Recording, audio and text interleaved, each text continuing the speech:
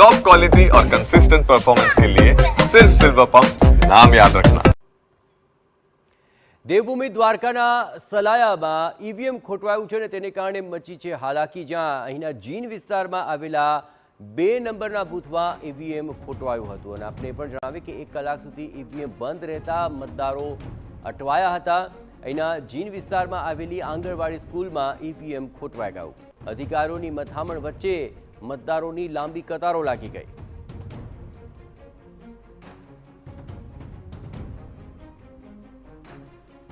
દ્વારકા જિલ્લાના ખંભાળિયા તાલુકાના સલાયા ગામે નગરપાલિકાની ચૂંટણી યોજાઈ રહી છે। તેમાં જીન વિસ્તારમાં 2 નંબરનું જે બૂથ છે તે 2 નંબર બૂથમાં ઈવીએમ મશીનમાં ખામી સર્જાતા હતા। ઈવીએમ મશીનના ખામીના કારણે અત્યારના મતદારોની છે તે બહાર લાંબી કતારો જોવા મળી રહી છે। ત્યારે ચૂંટણી અધિકારીઓ ઈવીએમ મશીનને લઈને હાલ શરૂ કરવા માટે કવાયત હાથ ધરી છે। જય ગોસ્વામી, TV9 દેવભૂમિ દ્વારકા।